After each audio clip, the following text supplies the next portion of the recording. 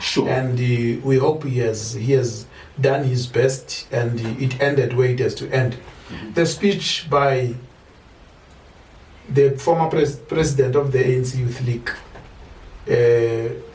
Malusiki Gaba, he says that the people with money in the ANC have infiltrated the ANC. Is he not sending a message to be able to say, we have seen that the white capital has infiltrated us? Is he also not forgetting that he was amongst your Guptas, amongst the people that his own wife said that there was always money in the boot? Didn't he sell out? Now he wants to come clean. To say he warned the ANC. It's a pity the ANC is an organization that does not listen to itself when it talks. He warned the ANC to say, there's an Indian cabal. Yes. And then he mentioned people that are involved in the Indian cabal. What was their function, purpose? Of which, I remember when the African National Congress was evolving, in its road, it took a turn of getting the Indian Congress as part of the African National Congress. Yes. And it didn't end there. I'm worried that South Africans think it ended there. It didn't end there. After the government of national unity, the ANC was in cahoots with the National Party. In 1994?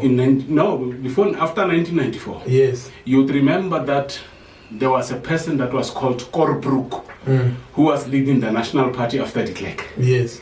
They joined hands with the ANC. That's why you find people like the son of Piet Koerenhof within the ANC.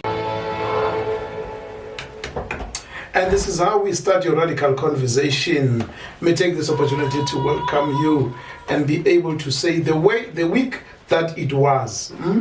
The week that it was, we have seen a number of things that has happened in our country today. We have seen the signing of the Bella bill. We have seen the death of Ndade Jamnanda. Pravin Gordhan.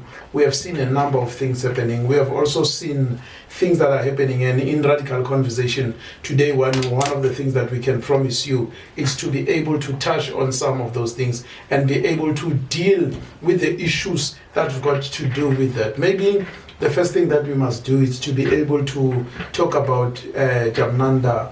I'm not sure whether Jamnanda is it, how they would provoke him, or Jamnanda is how his name, his birth name. But what we know about Ndate Pravin Gordhan was that by qualification he was a pharmacist, an activist, and one of those people that were in the NIC and who were able to deal with, were able to form the United Democratic Movement. And from there on, we have seen him coming under siege in 2016-2017 when President Jacob Zuma was a president, and Mr. President Zuma wanted to fire him, and the all focus was on him to be able to say, will he withstand the pressure that was in?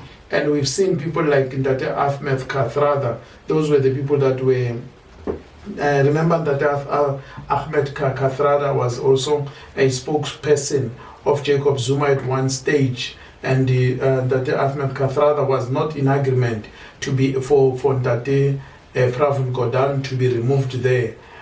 A number of things happened at that time. People were beginning to question or ask the credentials to say, Ndate Pravin Gordhan, is he the man that is protecting the interest of the West? Is he the man that is protecting what must be happening in our country? Is he the man that is protecting his own personal wealth? Because a number of comrades, as per Chris Hani, a warning, they were making sure that they get favor from the white business, and in the process they get to protect the white business. And also, fast forward to that, I'm definitely hopeful that with Ndate Slepe, we will touch on that. Fast forward, we have seen the celebration of the African National Congress Youth League. When they were celebrating, one of the things that was said, it was Ntate Malusi Gigaba was talking on things that there are people that are taking over and they are using money to do some of these things, and these are some of the things that we will be able to zoom into them and bring you these stories as they come. And also on the highlight, one of the things that we will look is oftentimes when presidents come, or when presidents are going into their second term, they fall off favor in the organization that they are serving. We have seen this with Ndate Thabo Mbeki. We have seen this with President Zuma, and are we whether to see it with President Cyril Ramaphosa? That's like a great afternoon. Good afternoon. How are you? I'm okay, and you? Yes, a week that it was. Yo. Events. Yes, events. Yeah. One of the things that has happened is we have seen the death of Ndate Pravin Gordhan. Yes. And I don't know whether when they were saying Jamnanda, was it their way of Murmula? What is his name? It is his name in his ID. Oh, it is his name. It's Pravin Jamnandas Gordhan. Jamnandas. Yes. Lona, guys, like I said, Jamnandas. It's possible. Yeah, so let's zoom there. I remember I sent you a message and I says Pravin is gone, and you responded. What did you say? No, I did. I did. And I did respond out of understanding of where our struggle is and where our struggle comes from. I share the sentiments that were shared by Oliver Tambo to say he warned the ANC. It's a pity the ANC is an organization that does not listen to itself when it talks. He warned the ANC to say there's an Indian cabal. Yes. And then he mentioned people that are involved in the Indian cabal. What was their function, purpose? Of which, I remember when the African National Congress was evolving, it in its road, it took a turn of getting the Indian Congress as part of the African National Congress. Yes. And it didn't end there. I'm worried that South Africans think it ended there. It didn't end there. After the government of national unity, the ANC was in cahoots with the National Party. In 1994? After 1994. Yes. You'd remember that there was a person that was called Korbrook, who was leading the National Party after de Klerk. Yes. They joined hands with the ANC. That's why you find people like the son of Piet Koerenhof within the ANC. Yes. And now people get confused when the ANC takes the DA. It has been the culture of the ANC to absorb people who it is not compatible with in terms of policy. It has been the color of the ANC.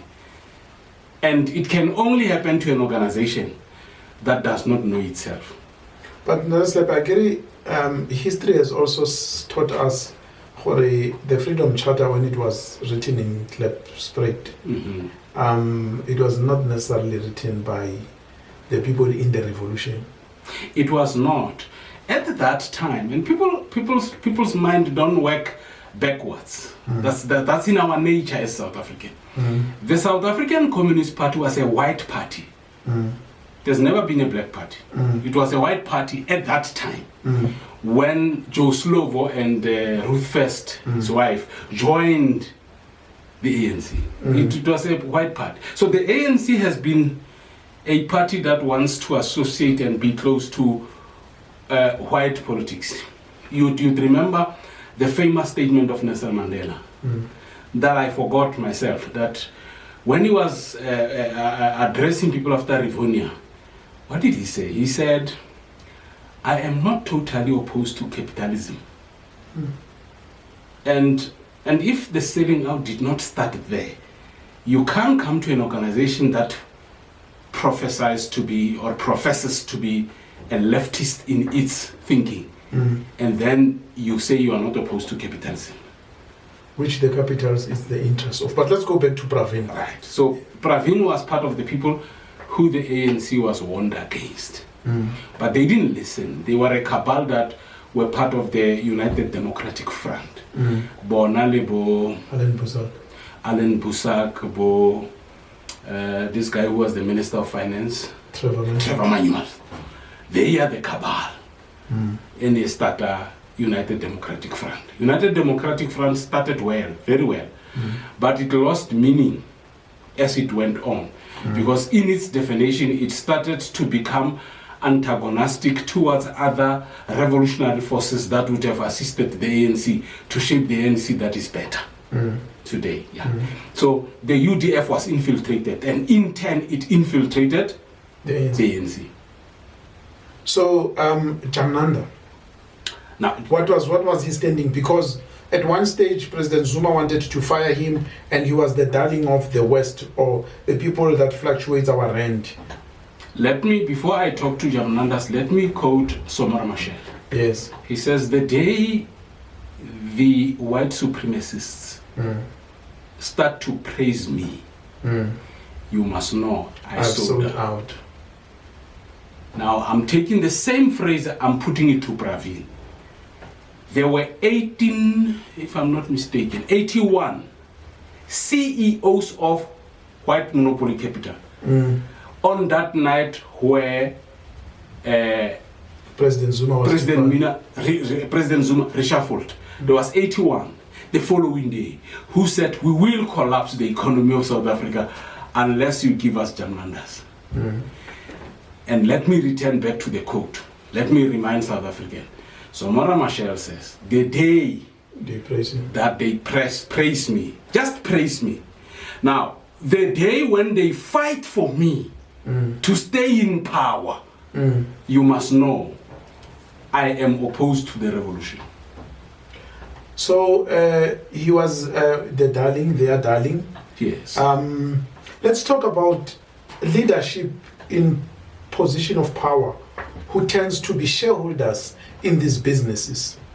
I speak in line with also the speech that was done by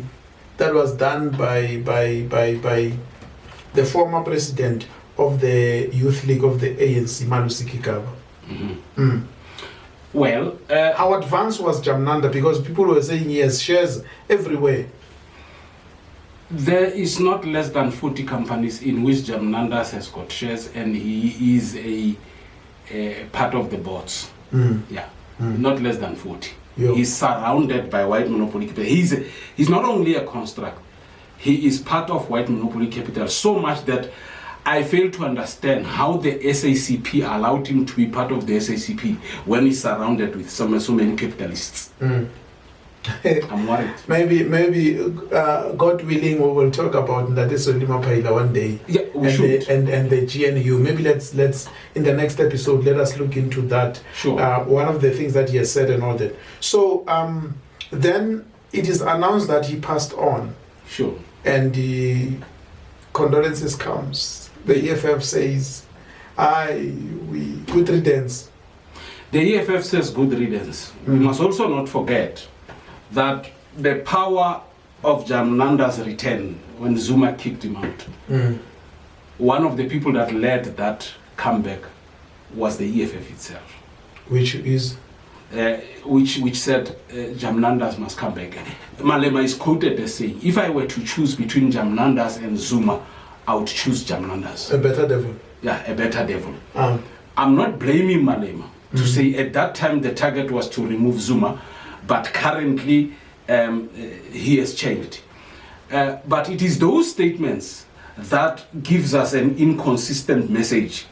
If a person is a devil, you know, I wonder whether the Bible makes a difference to a better devil. You know, the devil is the devil. Is devil. It's a devil is devil. Or the Bible correctly says you're either cold or warm. Yeah. There's no lukewarm. There's no lukewarm. You can't be in the middle. You can't be in the middle. So this thing of our politicians of playing middle ground is not assisting. It's not assisting. So yes, is it good riddance that Jamnandas has passed on? Not for his family. His family has lost a stalwart, a father, and everybody else. And everything. But for the revolution, by all means. By all means. We thank God for his service. But now maybe fast forward. Deepest condolences to the Godam family. Sure. And we hope he has done his best and it ended where it has to end. Mm-hmm. The speech by the former president of the ANC Youth League, Malusiki Gaba, he says that the people with money in the ANC have infiltrated the ANC. Is he not sending a message to be able to say, we have seen that the white capital has infiltrated us? Is he also not forgetting that he was amongst your Guptas, amongst the people that his own wife said that there was always money in the boot? Didn't he sell out? Now he wants to come clean. He did. Mm. He can't claim not to have sold out. Yes. But let me put it in this context. The ANC has almost 40 years of selling out. They have sold out a long time ago. They've sold out during the time of Nelson Mandela. Yeah. People were irritated when we said Nelson Mandela sold out. Until the new videos that are emerging and are speaking the things that we spoke about at the time. Exactly. Yes. Now things are emerging. Things are emerging that at some stage he was taken from Pollsmoor prison in a suit. I don't know of a prisoner with a suit, but he had a suit on, and then he left. He went to negotiate. It also created, remember that time we guessed, but second, this time we didn't guess now. We are saying there's facts of people who were imprisoned with him, yes, who could hear the other ANC members say, but if they think they're going to get this thing right by getting Mandela on their side, they are wrong. They were not wrong. They became right eventually. Mandela was too strong. He was too strong. He was advertised too strong, even by the struggle songs. Even by the struggle songs. But let's go to this one. Now, Malusiki Gaba says, yes, people of the ANC have been infiltrated. I don't know, do we still have the organization African National Congress? Why do you say that?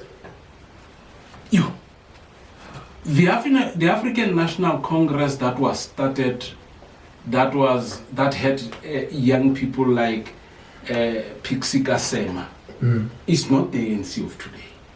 But remember, when President came in, President Cyril Ramaphosa, it disbanded your leagues, the Women's League, and it disbanded the Youth League, and he centralized power unto himself. And as a result, we seldom hear them speak. We seldom hear them make their pronouncement. And as a result, this is how they have killed the organization itself. And when they returned under Malachi, they are not talking to police. Have you realized that? They are criticizing and criticizing, but they are not talking to police. They are not saying the policy of the ANC is to nationalize the Reserve Bank. They are not more talking to that. They are quiet. They're dead. And that's the but effect. Isn't it a culture that has been created that when they meet in January 8, they are flaunting how much they have put their hands in the cookie jar, and as a result, it's a question of who has the best whatever, who's wearing the best Gucci, who's having the best girls, and who's drinking the most expensive wines. And people have forgotten that this is the struggle for emancipating Africans, and now they are looking into their own bellies and they are looking into their own egos. True. We saw when we are not saying Balula must drive a cheap car. That's not what we are advocating. But then he was driving top of the range V6 Mercedes-Benz when he was going to the campaign in KwaZulu-Natal. And the members of the ANC that were lined up on the street, they were thrown T-shirts like they are nothing. They had to fight for you know, even when you give to a monkey, you don't throw stuff like that. You don't throw stuff like that. But the ANC people, the problem is that those people to whom the T-shirts were thrown to, they don't see anything wrong.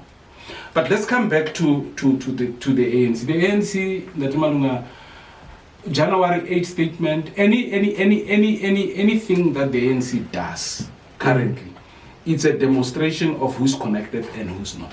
Yes. Yeah. If you are not connected, you are not connected. They will need you when they need numbers. But otherwise, if you have read the book of Animal Farm, you'll understand when I say all animals are equal, but some are more equal than that. You cannot define that in its true sense until you look at the ANC. Yeah.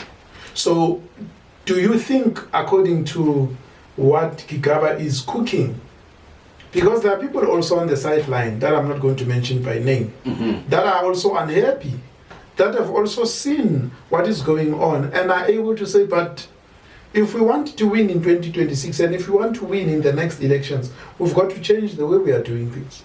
There are, and there still be many. The problem with the ANC is that if you are not connected to the elite or the ruling cabal, your weight becomes dimmed. It's not where it's supposed to be. The ANC has moved democracy from the branches, and it has centralized democracy in the NEC. And let me tell you why I'm saying so.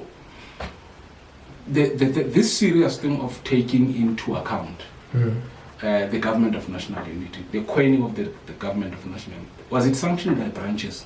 Never. Never. They also, there was never a meeting that calls to be able to say, this is what we are about to do, give us a mandate. Give us.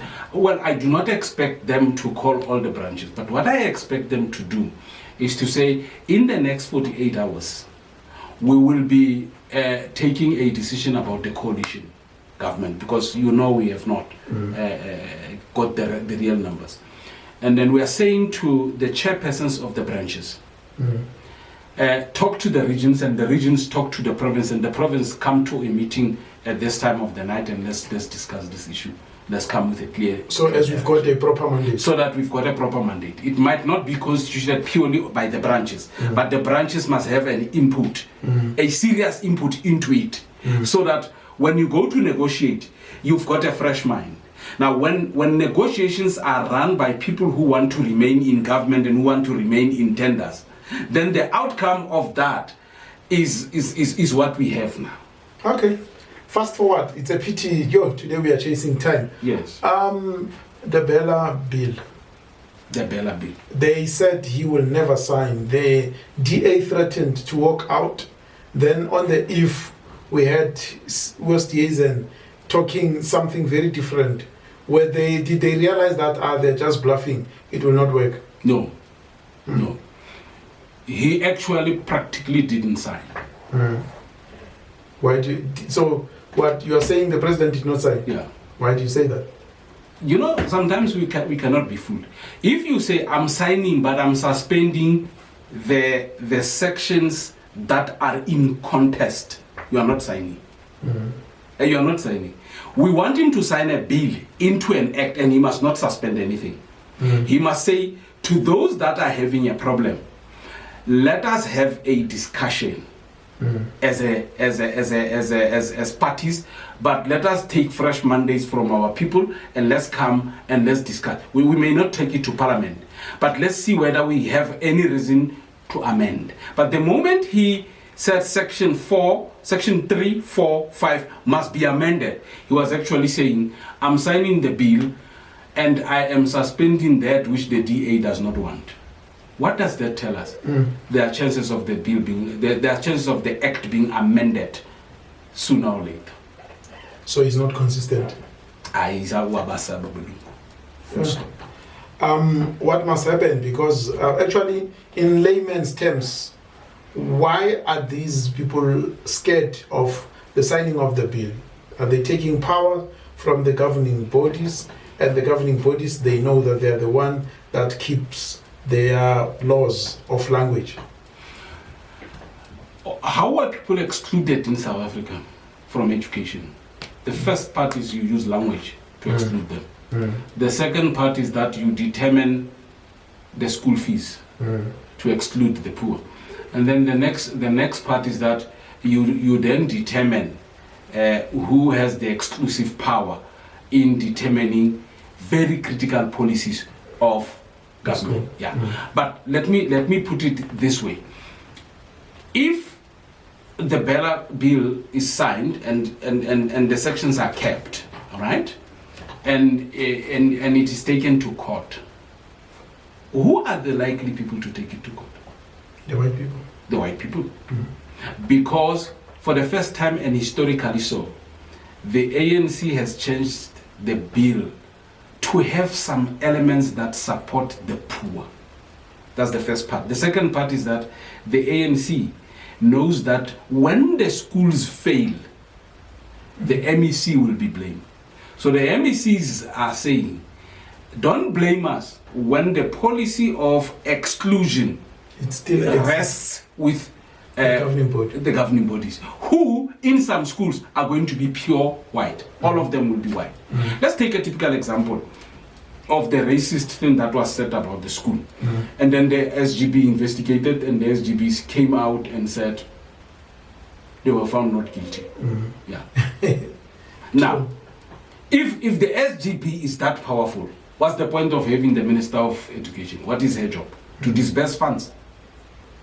And the custodian of these schools is the department. It's a department. And therefore if schools are not built, if teachers are not in class, if teachers are not paid, who must talk to the government? Yes. Now, a government is saying, while you will have the power to determine the teaching policy of the school, the language policy of the school, we will ensure that that language policy, the MEC will have the right, or the head of department on behalf of the MEC will have the right to overrule it in case, and people must understand it, in case it is used to exclude. In other words, white people can build a school in Urania, right, and teach it in Afrikaans, but they can't use that Afrikaans as a medium of instruction in order to exclude a black person who stays in Orania. In Orania.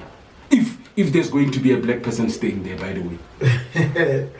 And let us agree that we will get into those things. And maybe also next week, I'm raising a number of things. So as we do that, why are we not changing the name of this country? Why are we calling the country with geography? Why are we afraid to say we are Azania? Why are we afraid of all those things? Can we get into that in the next episode? Let's talk about that. Thank you so much. Thank you. Halala.